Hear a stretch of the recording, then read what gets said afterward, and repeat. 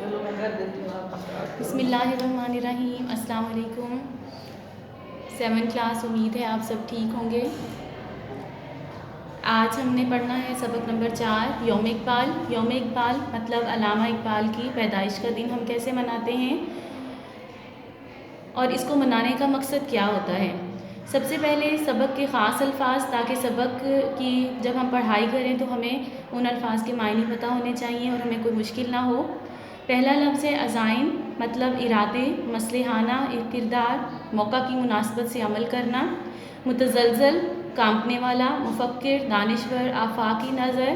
بلند نگاہ، گوشہ، کونا، استحصال، طلب، عصری، زمانے سے تعلق رکھنے والی کوئی چیز۔ فیض نظر، نظر کی برکت، حاوی، غالب، توسط، وسیلے سے۔ سبق شروع کرتے ہیں اب۔ سب سے پہلے شعر لکھا ہوا ہے، عزائم کو سینوں میں بیدار کر دے، نگاہ مسلمان کو تلوار کر دے۔ اس کا کیا مطلب ہے؟ عزائم یعنی ارادے، مسلمان جو کہ ارادتاً کمزور ہو چکے ہیں، جن کے دل جو ہیں وہ محنت سے پھر چکے ہیں اور وہ محنت کو پسند نہیں کرتے، اسی وجہ سے پوری دنیا میں آج وہ ذلیل اور رسوا ہو رہے ہیں اور وہ زوال کا شکار ہیں۔ تو اس شعر میں شاعر ہمیں یہ کہہ رہا ہے کہ مسلمانوں کی نگاہ کو اس قدر تیز کر دے کہ وہ دنیا کے حقائق کو سمجھیں اور اپنا مقام دوبارہ سے حاصل کر سکیں۔ ہر سال 9 نومبر کو پورے پاکستان میں شاعر مشرق علامہ محمد اقبال کے یوم پیدائش کو یوم اقبال کے طور پر منایا جاتا ہے۔ علامہ اقبال کی شہرت جہاں مسلمانوں کے موجودہ دور میں مصلحانہ کردار تھی، وہیں قیام پاکستان میں ایک ممتاز شخصیت تھی۔ یعنی یہ ہم سب کو معلوم ہے کہ ہندوستان میں اگر مسلمانوں کو کوئی رہبر میسر ہوئے ہیں تو ان عظیم رہنماؤں میں، ان رہبروں میں علامہ اقبال کا نام بھی جو ہے وہ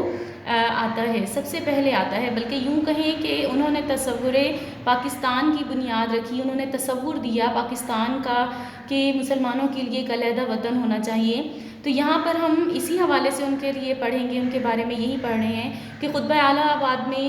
علامہ اقبال نے جو ہے وہ سب سے پہلے نئی مملکت کا جو نقشہ پیش کیا تھا اور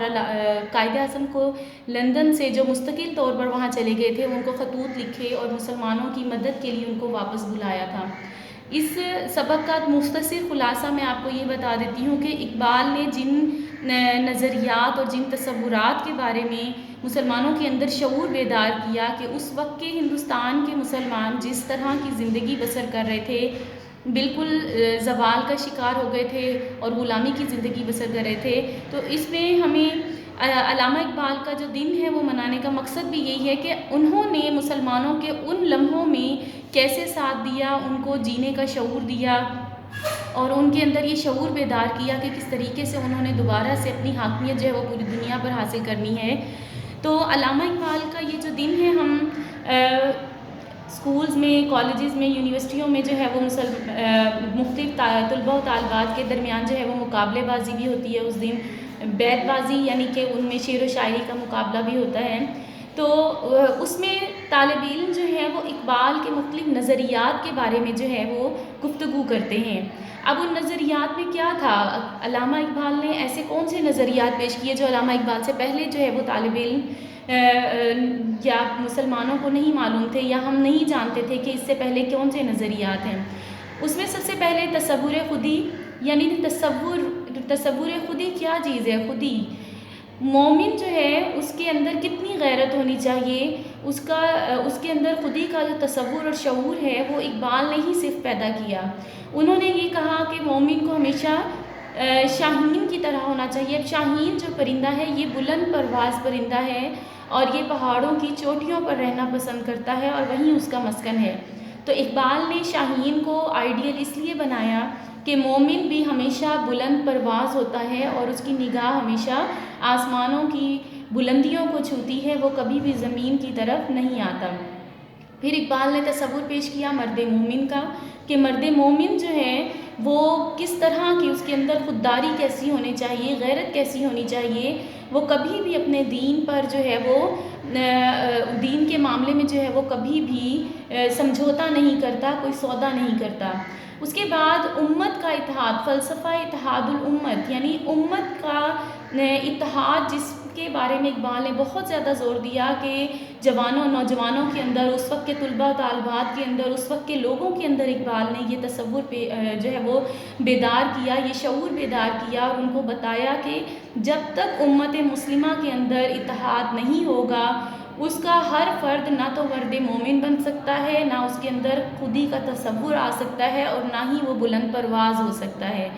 تو اقبال کا یہ دن منانے کا مقصد یہی ہے کہ ہم ان کو اس دن خراج تحسین پیش کرتے ہیں کہ ان جیسا شاعر جو ہے وہ ہمیں دوبارہ نہیں ملا۔ اب اس پورے سبق میں جو مین پوائنٹس ہیں وہ میں آپ کو بتا دیتی ہوں، جو باتیں کی گئی ہیں، اس کے بعد آپ نے اس پورے سبق کو اچھی طرح سے اس کو پڑھنا ہے اور اس کو سمجھنا ہے۔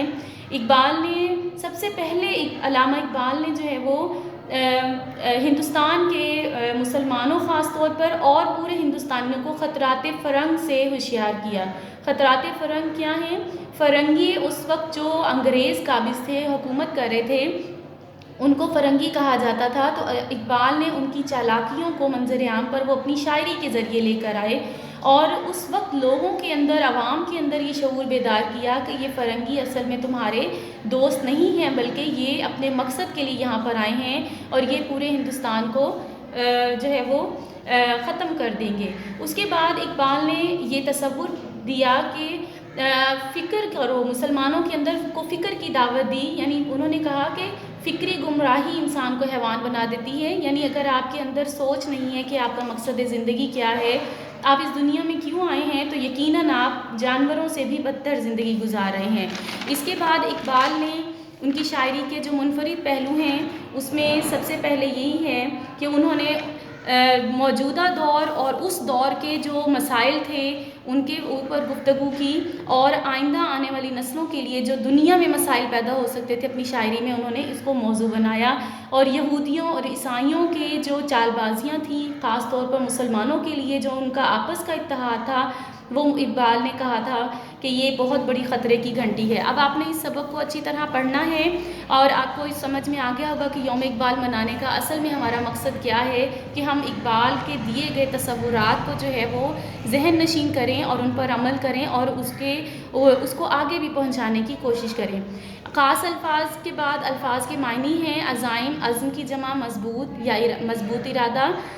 فیض نظر کسی بزرگ کی توجہ یا تربیت، استحصال ناجائز فائدہ اٹھانا، متزلزل لرزاں ڈگمگانے والا، حاوی چھایا ہوا گوشہ کونا۔